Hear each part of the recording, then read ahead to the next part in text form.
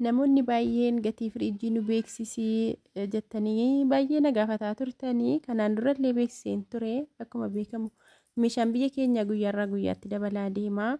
Kanaaf har'a gatii firiijii, gatii oovanii, eelee biddeenaa isinii qabadhee dhufeen jira. Namoota baay'eetu keessaan na gaafatanii jiraaf gatii isaa gaafachuu dhaqee namoota bitachuu barbaadan jechuudha.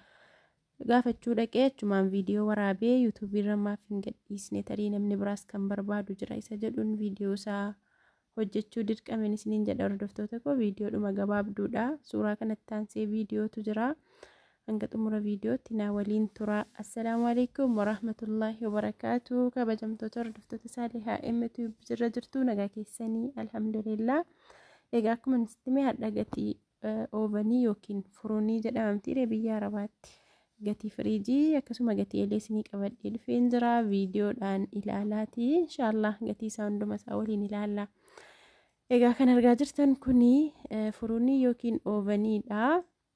Biyya keenyatti oovanii jedhama. Oovaniidhaan beekama jechuudha. Akkasuma gatii siliindarii yookiin dabbaa gaazii isaallee isinii qabadhee dhufeen jira. Isas illee gatii isaa isinittan hima yaa'u viidiyoo isaa isa waraabne.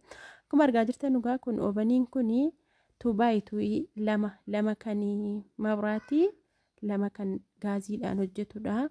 Akkuma argitan keessoon isaa kana sardamaan jirallee yeroo sana waa hunda isaa seeraan babbaasee agarsiisuu fi xiqqoo sa'aatiin deemee ture.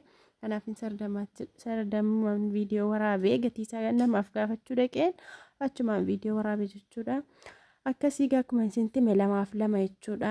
Oovaniin kuni inni kun birriin isaa oovaniin ammaa birrii 35,000 kan kana caalus immoo jira itti aanee kan kwaalitiidha. Waa hunda isaatiin viidiyoo kanatti aanuun argitu. Annaa akkuma argitan egaa firiijiin suni leetirii 220 firiijiin kun jechuudha. Leetirii 280 firiijiin kun akkuma argitan tokkuma inni ammaas inni kunis tokkuma. Qulqullina isaa maal, mirtii isaa, biyya isaa maal isaa inshaallah guyyaa biraa bal'inaan viidiyoo isaa qabadhee isinii dhufa seeraan jechuudha tartiibaan. Gatiin firiijii ammaa kuni birrii 25,000. Akkasuma kan itti aanu kun immoo leetirii 340 akkuma argitanu leetirii 340 gatiin isaa birrii 30,000 inni kun jechuudha. Akkasii hordoftoota koo jidduun xiqqoo wayii qannasee ture ammas immoo deebi'ee ol ka'ee. Egaa qodaan biyya keenya bakka tokko hin taa'u. Takkan dabalaa takkan qannasaa asumaaf achiidha jechuudha. Akkasii hordoftoota koo akkuma argitan leetirii 380 kunis sanuma hundinuyyuu jechuudha. Kun saabbaa 30,000ti. Qulqullina isaa waa hunda isaa inshaallah guyyaa biraan bal'inaan zirzirii isaa isiniif ibsaa. Firiijii akkamii akka bitachuu qabdanus hunduma isaayyuu inshaallah waastinaa waggaa meeqa akka inni qabu biyya kamitti akka oomishame waa hunduma isaa inshaallah seeraanan viidiyoo tartiibaan isinii gadhiisa. Amma garuu namoota gatii isaa baruu barbaadaniif gatiin isaa akkanatti jira jechuudha yeroo ammaa inshaallah. Akkasii gaa itti aansuudhaan immoo kan nuti ilaallu oovanii isa qulqullinni isaa baay'ee tokko bareedaa astamaamaanyi kan ta'e jechuudha. Kan inni Turkiirraa kan galee akkuma argitanu maashaallah oovanii kuni baay'ee tokko bareedaadha. Isa silaarraa qulqullinaan malee waan biraa wanti inni wal dhabuun hin jiru kwaalitii isaatiin malee jechuudha. Akkuma argitanu kunis 2 kan mabraatii 2 kan elektiriikii jechuudha. Egaa oovanii kana qobaatti bittanii kaatanii oovanii yookiin furuunii kana qobaatti bittanii kaatanii dabbaa gaazii yookiin immoo siliindarii qobaatti bittu jechuudha. Siliindariin sun gaazii wajjinii tuubboo waa hunda fixee birrii 16,200 bittu. Oovanii kana birrii 40,000 bittu. Akkasii jechuudha. Dabbaa gaazii immoo gaazii yeroo tokko itti guutamee gurguramu wajjiniin birrii 16,200 gurgurama jechuudha. Kun baay'ee tokko kan kwaalitii ta'edha isa duraarra jechuudha. Isa sadarkaa tokkoffaarratti argamudha. Inni kun akkuma argitan birrii 40,000 namoonni gaa bitachuuf yaada qabdanu itti dhiyaadhaan isiniin jedha.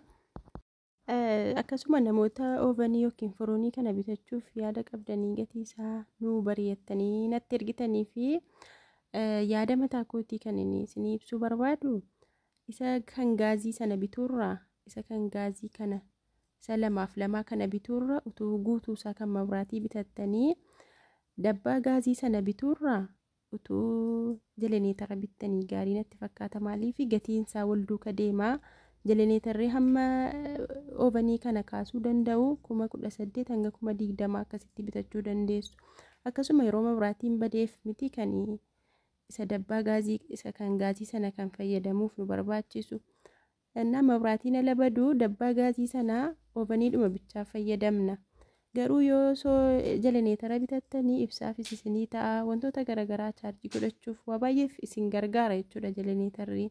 Maaliif isa kanattis isa dabbaa gaazii kanattis gaazii guuttu jeleneetarattis beenzila guuttu jechuudha. Kanaaf waluma duukaa akkasuma immoo biyya keenya yookiin namaan galuu rabbi namaa eegu malee isa kan gaazii kana banamee yoo dhiifame yoo ijoolleen tuttuqxee dhuftee bantee adagaa yookiin rakkoo uumuu danda'a jechuudha.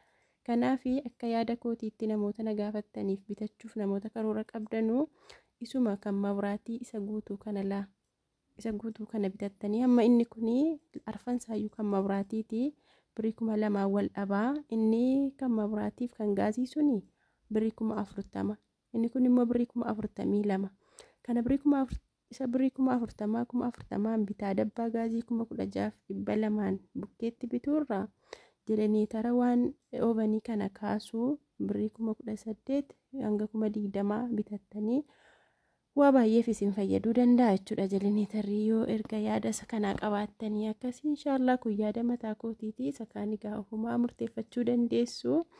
Isiniin jedha hordoftoota koo inshaallah namoonni egaa meeshaa kanaaf kan kana fakkaatu bitachuu barbaaddanii meeshaa kwaalitii ta'ee isinii bituu nan danda'a inshaallah.